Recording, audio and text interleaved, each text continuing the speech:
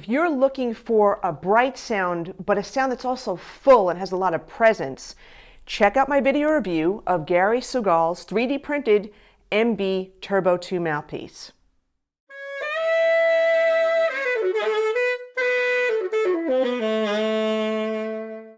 Hi, I'm Donna from DonnaSchwartzMusic.com, the site to boost your music performance and improvisation skills up to the next level. For more helpful tips like this, click on the subscribe button and be sure to tap that bell so that you get notified when new videos come out each and every week. When I first got this mouthpiece, I was blown away with how effortless it was to not just play higher notes, but the power that's just generated from this. And my first thought was like, I can't believe a 3D mouthpiece can do this. It's just incredible.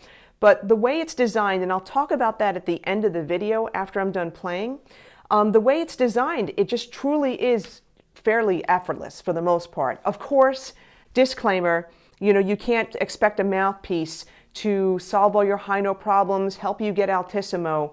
The whole idea of equipment is to make playing more efficient for you so that the equipment gets out of the way so that you can express what you need to play. Speaking of equipment, okay, so what am I using? I've got my Trevor Signature Custom Raw Tenor Sax. Obviously Gary's mouthpiece, it's the Sugal MB2 Turbo. This was the prototype model. I have a Legere Signature 2.25, so 2 1/4. And right now I'm using the JazzLab Pro SaxHolder, or SaxHolder Pro. Okay, so the first thing that I'm going to do is I'm just going to test like those certain spots of the horn where the timbre, the uniformity of tone, color, quality is not always the same. All right, so I'm just going to test that out.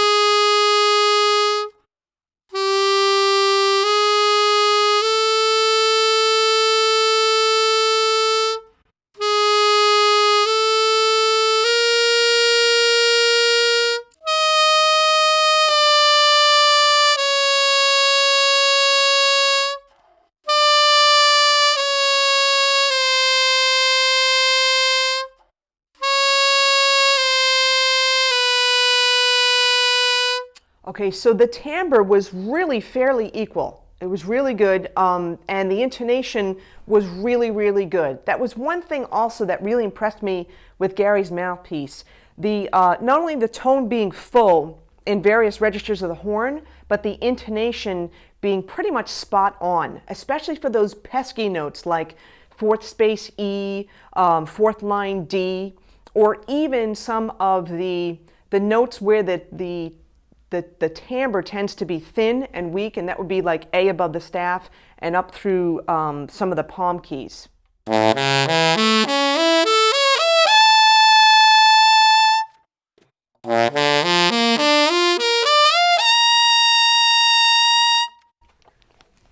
So just testing the range from extreme low to pretty high, extreme high, and the sound was consistent. It didn't require, much effort on my part, but again, disclaimer, my embouchure set. All right, so if you're having embouchure issues, again, that's not, doing something like this, it's not going to fix what you have, okay? But I felt like the uniformity of tone character was definitely there for the arpeggios.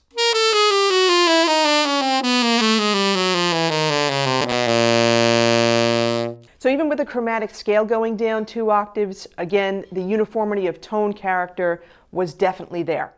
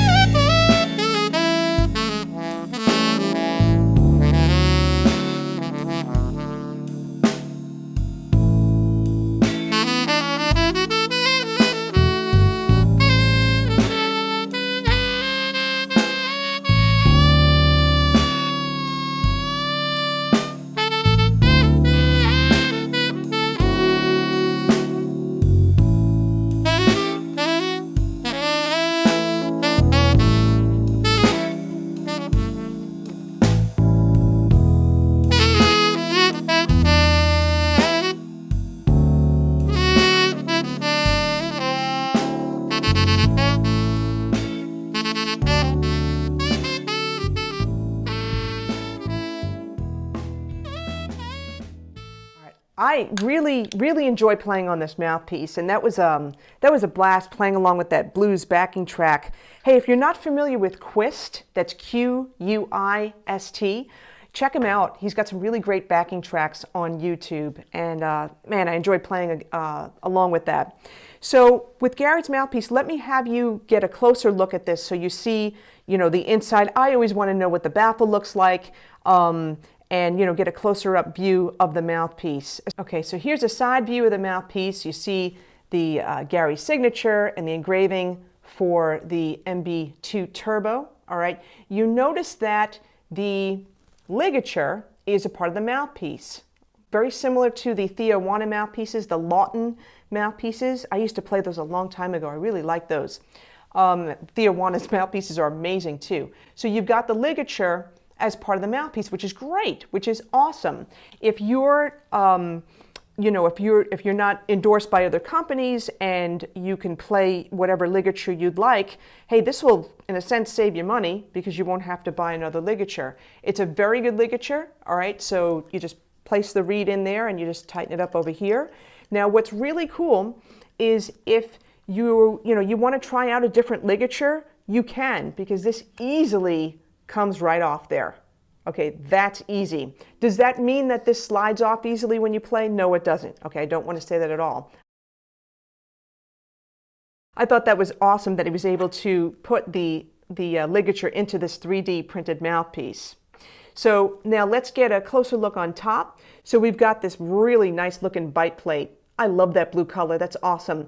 Now this was a prototype, so my bite plate is a little bit indented, and I kind of feel it, against my top lip a little bit. That's okay though, it's fine. And the bite plate, it takes care of like the mouthpiece vibrating against my teeth, so that's awesome because I always use some kind of pad on the top because of that. So the bite plate is there, which is great.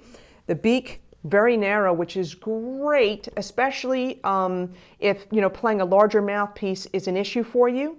All right, very comfortable. This mouthpiece is insanely comfortable. It is so good. All right.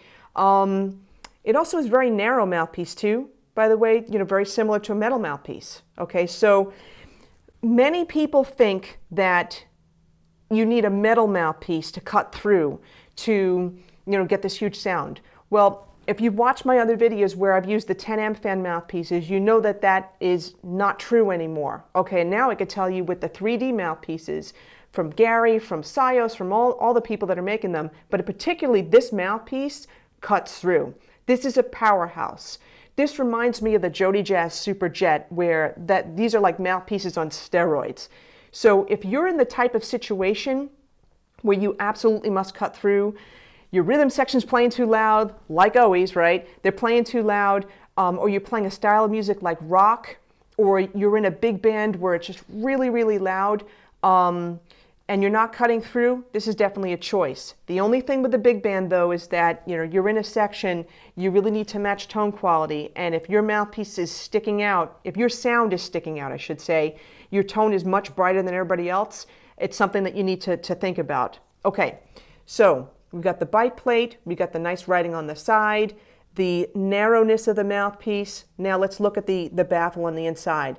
So it's a rollover baffle with a cut.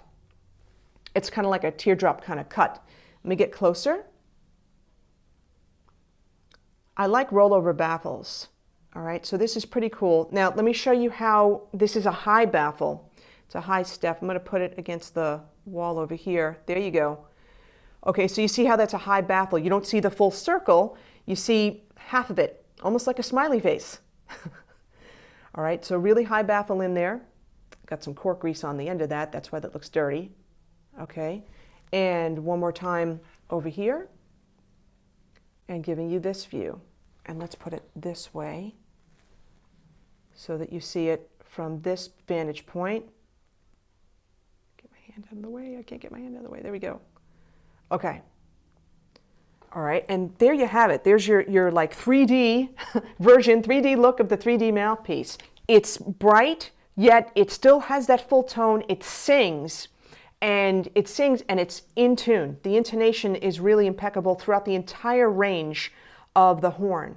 Now, again, I just want to remind you that The mouthpiece doesn't get you your high range. You do.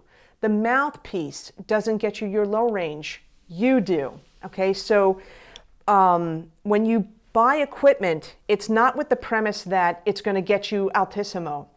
What gets you the altissimo is doing the work every day on improving your tone and being very aware of how you're producing your tone. Okay, and this is a lot of the stuff I talk with, and I help students all over the world for now over 30 years, you know, in achieving those types of results. Okay, so just please keep that in mind.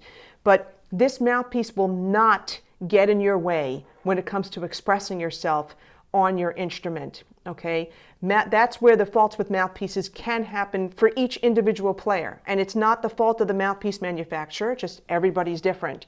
All right, so this mouthpiece, incredibly efficient. All right, I would absolutely recommend it. So if you want to get in touch with Gary, I'm going to put the link in the description below where you can go on his website and inquire about this mouthpiece. I think it's really, really amazing, and it's efficient. It is bright, but the intonation is impeccable, and it does have, like, you know, a nice tone quality, fullness of the tone. Okay, so I hope you like my review of the Review-Sugal 3D printed MB2 Turbo mouthpiece for tenor sax. And let me know in the comments, what did you think of the sound? Did you feel like it was too bright for you? Too bright for me? Let me know in the comments below. And don't forget to tap that subscribe button and tap the bell to get notified when I put out videos each and every week. And while you're at it, tap the like button and please share this video with your saxophone playing friends and teachers. Thanks so much for joining me. On that note, take care. Have a great day.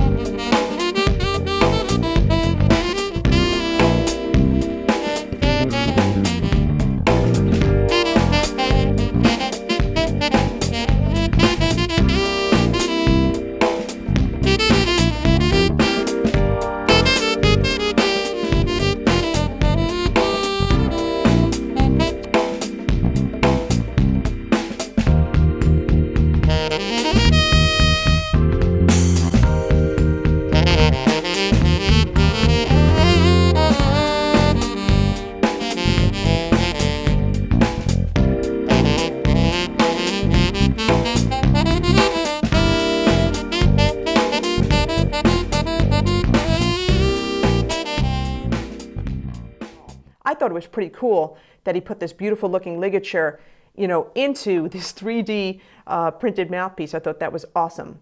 Okay, so, oops.